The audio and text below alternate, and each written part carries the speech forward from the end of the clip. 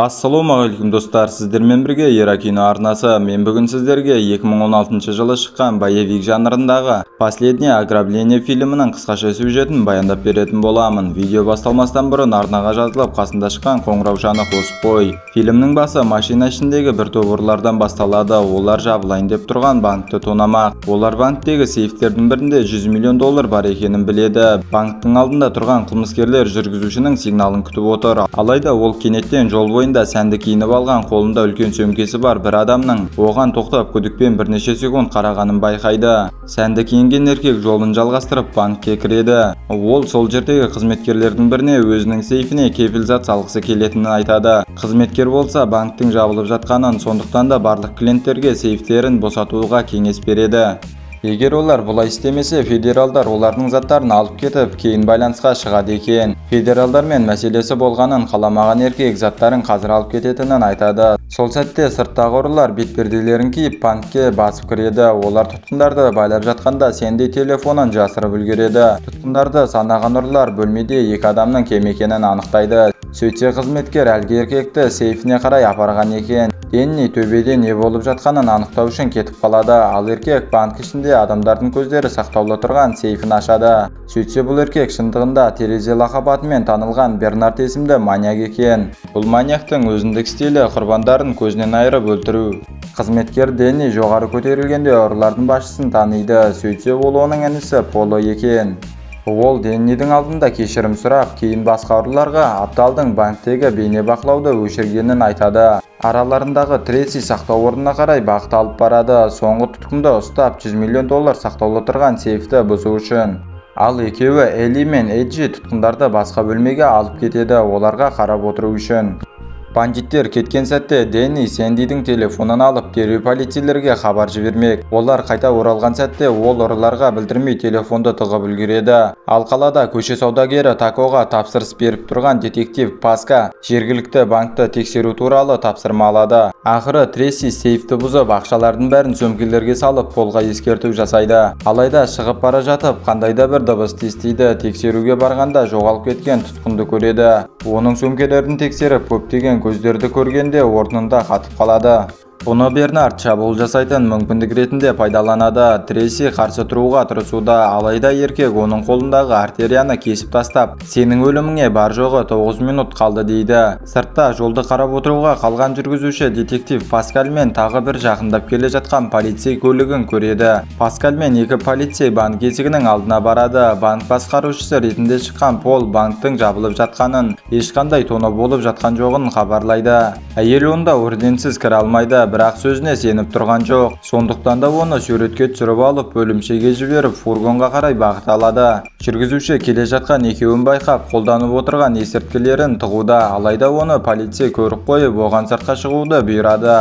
Сақтау орнында Треси қарумен Бернардқа атып қалады, бірақ оған тимейді. Қарудың даусын естіген детектив назары ауа бергенде, Рек бұны қашып кететін мүмкіндік ретінде пайдаланады. Пол есікті ашады, оны кіргізіп алу үшін. Рек қарумен оларды қуайын деп жатқанда, әйел оның көкірегіне дәл атады. Екі ұры шығып полицейлерге қарсы оқ жаудыра бастайды, ал Пол Ректі ішке кіргізіп алды. Олар енді бір жоспарына көшпек, құпия лифттегі жол арқылы шығып кету. Ал Треси қансырап жатқанда Бернард оның көзін ойып алып тығылып қалады. Төменге түскен Брефис Элли мен Эджиді кездестіріп Ректің жағдайы жайлы баяндап береді. Осыдан кейін Брефис төменге түсіп балтасын алып шығып қабырғаны ұруға кіріседі. Лифтіге жету үшін сақтау орнына түскен Пол Трессиді көзсіз жатқан жерінен тауып алады. Дереу қалғандарына жоғалып кеткен тұтқын Трессиді өлтіріп кеткені туралы хабарлайды. Элли Бернардты өлтіруді ұсынады, алайда Пол біздің уақытымыз аз, сондықтан да қашу керек деуде. Жоғарыда Вашингтон Полдың інісімен қарым-қатынасы жайлы сұрайды. Ал олар жас кезінде бір-біріне жақын әрі бақытты болғанын айтады. Алайда әртүрлі әскери бөлімге түскен кезде жолдары бөлініп кеткен екен. Ал Баксмен ханымды әжетханаға апарған Элли оның ұзақ уақыт жоғалып кеткенін байқайды. Есікті ашып қарағанда әйелді көзсіз өлі жатқан жерінен көреді. Элли өлтіруші әжетханалардың бірінде жасырынулы шығар деп ойлайды. Бірақ оны табалар емес. емес. Енді шыға бергенде Бернард оны күтпеген жерден шабуылдап, оны сол сәтте өлтіреді. Бұл уақытта полиция көліктері банкты қоршап алды, ал Брефис пен Эджиге хабарласқан Пол Эллидің қайта оралмағанын, өліп кетуі мүмкін екенін айтады. Полицейлер радио байланысқа қосылды, ұрылардың әңгімесін есту үшін. Эджи мен Полдың әңгімесін естіген әйел өздерінің жыл бойы іздеп жүрген маньяктарының ұрылармен бірге бір орында қамалып қалғанын түсінеді.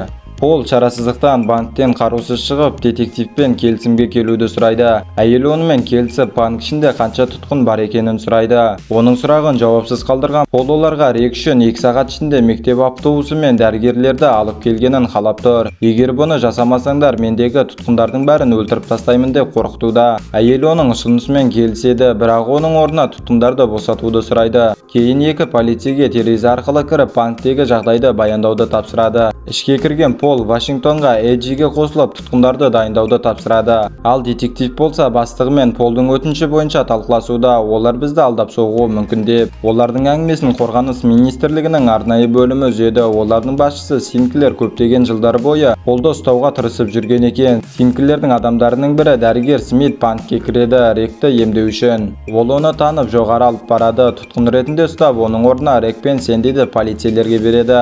Эджи Смитті үстелге байлап қойып, егер өлгің келмесе осы жерде тыныш отыр деп бұйырады. Кенеттен олардың бөлмесіне Бернард құлап түсті. Ол оларға сендер күнәһарсыңдар, мен Құдайдың даусын естідім, сондықтан да мүмкін болғанша көп жан жинайын деп шештім дейді. Бұл оны адамдардың көзін ойып алып отырып іске асырады екен. Эджи өз қаруын оқтап, оны атып тастамақ. Ал бұл уақытта Синклердің арнайы снайпері Чин ғимарат үстіне шығып, Эджиді нысанын алып отыр. Бернардты тұтқындардың бірі шығар деген оймен. Эджи шүрпені баса берейін дегенде оқ оның басын тесіп өтеді. Бернард пен Смитті бір бөлмеде қалдырып, Синклер өзінің әріптесі Джонмен бірігіп банкке басып кіреді. Олардың бәрі атысып бастап, әскерлердің бірі Вашингтонды солатып түсіреді. Атыс тоқтап, Синклер Полға сұрақ қояды: сен барлық ақшаны ұрлап үлгердің бе деп. Детектив не болып жатқанын түсіне алар емес. Осы кезде Пол Синклердің де қылмыс әлемінен екенін айтады. Ал бұл уақытта лифтіні қосалған бір-екі оқтың даусын естіп, Полға қарай бағыт алады. Алайда көрші бөлмеден көзсіз жатқан Смиттің денесін көріп, аң-таң болып отырып қалады.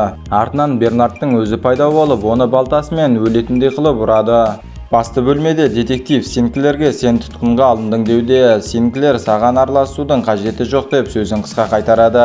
Жоғарыдан детектив жіберген екі полицей де осы жерге келіп қалды. Алайда Джонс оларды сол сәтте атып тастайды. Пол оның назарын аударған сәтті пайдаланып, оны да атып тастайды. Паскаль қаруын Синклерге тақап тұр, алайда ол өз кезегінде оған ұсыныс жасайды, ақшаны бірге бөлісіп алайық деп. Әйел бас тартты. Осы сәтте артынан Чин пайда болып, оны сұлатып түсіреді. Тірі тек Денни мен Пол ғана қалды. Олар Синклерді қалай жеңуге болатынын білмейді. Пол беріліп шыға бергенде Синклер оны өлтіріп тастайды. Денниді де нысанын алып тұрғанда сол сәтте соңғы күшін жиған Паскаль Чинді өлтіріп, артынша Синклерді жарақаттайды. Денни болса Паскальдың қаруын алып Синклердің артынан кетеді, оны өлтіру үшін. Синклердің өзі болса лифтіге қарай бағыт алады. Алайда ол жерде өлтірушіге тап болып, маньяк оны пышақпен соққының астына алады.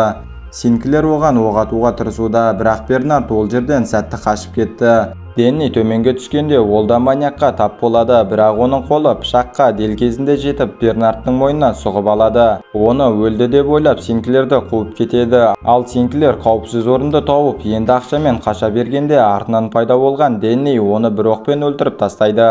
Денни ақыры ағасының өліміне кек ала алғаны үшін разы, бірақ ол Бернардтың тірі қалғанын білмейтін. Артынан пайда болған маньяк оның иығына пышақ сұғып алады. Кейін оның көзін ойып алып, өзінің банкісіне салып қояды. Осылай терезе лақабатымен танымал болған маньяк көптеген жан жинап, үйіне аман-есен $100 миллион оралады.